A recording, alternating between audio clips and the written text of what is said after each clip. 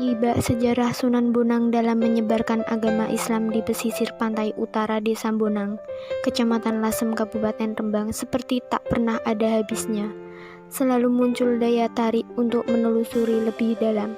Salah satu petilasan Sunan Bonang yang hingga saat ini masih dijaga yaitu batang kayu anjir. Sunan Bonang dengan nama aslinya Raden Maulana Magdum Ibrahim. Beliau adalah putra Sunan Ampel dan Nyai Ageng Manila. Bonang adalah sebuah desa di Kabupaten Rembang. Nama Sunan Bonang diduga adalah Bong Ang sesuai nama marga Bong seperti nama ayahnya Bong Sui Ho alias Sunan Ampel.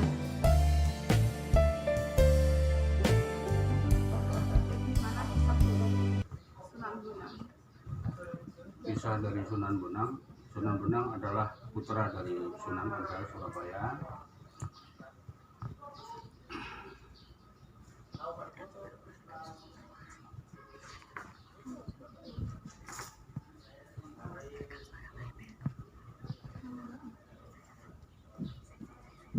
Beliau diperintahkan oleh abahnya untuk menjalani ilmu yang diajarkan oleh abahnya menuju ke Bukit Kemuning.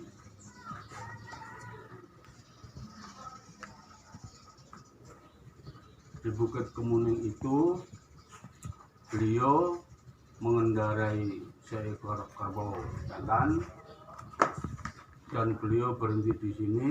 Setelah Sunan Bonang berada di sini, Bukit Kemuning ini diberikan nama Bukit Sunan Bonang atau Bukit Munang.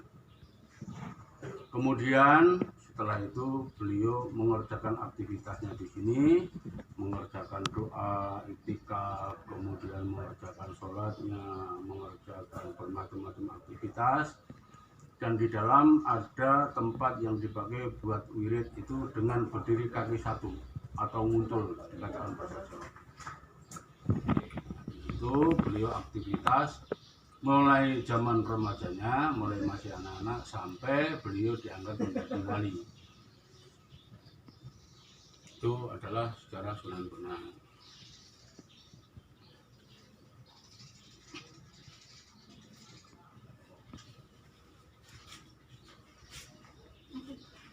Makna simbolik yang terkandung dalam batang kayu anjir. Makna simbolis dari batang kayu anjir itu bisa dikatakan zaman dahulu sebagai rambu-rambu batas laut dengan daratan.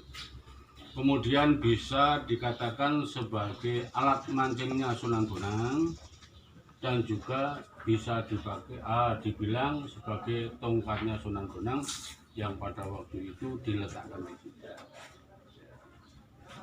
Apa saja nilai-nilai yang sudah disampaikan oleh Sunan Bonang di penduduk sekitar? Wah, nilainya sangat banyak sekali.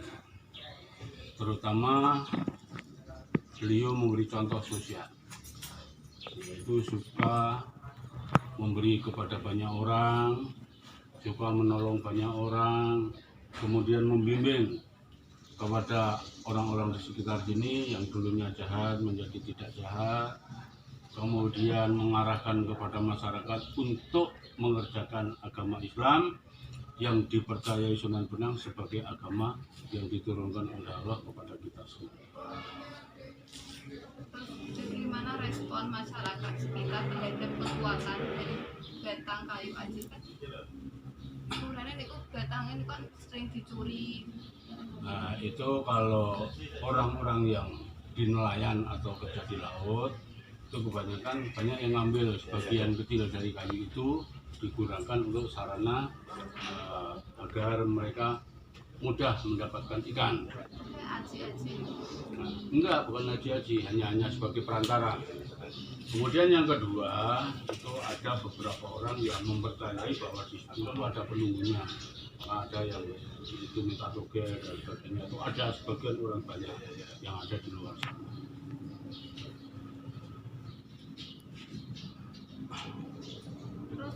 Apa yang dimaksud dengan batang kayu anjir dan alasan mengapa bisa dikatakan batang kayu anjir? Kenapa kok bisa dinamakan kayu anjir sedangkan Ya kalau dikatakan kayu anjir itu kalau masyarakat di sini itu sebagian besar mengatakan batas laut sebagai tempat rambu-rambu dari laut ke darat, karena pada zaman dahulu di situ adalah sebagai pelabuhan para nelayan. Jadi nelayan-nelayan itu berhenti di sekitar itu sampai sekarang sampai sekarang.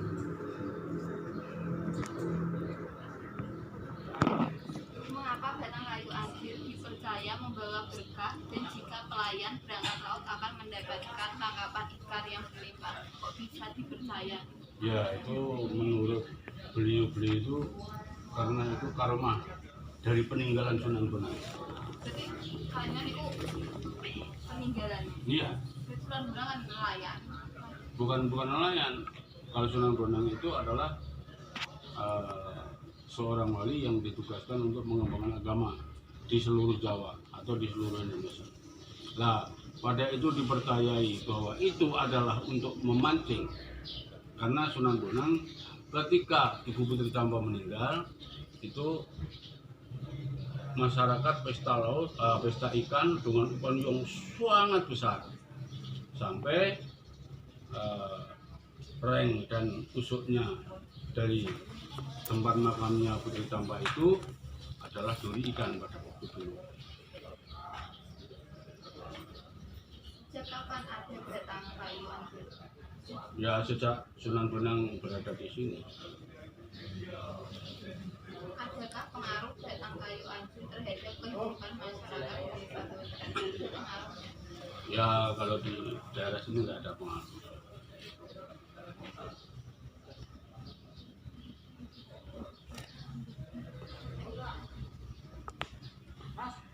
Bagaimana penerapan pendidikan karakter yang dapat kita ambil dari Sunan Bonang? Yang jelas kalau adik-adik ingin mempelajari karakter dari Sunan Bonang, Sunan Bonang adalah orang yang ahli ibadah.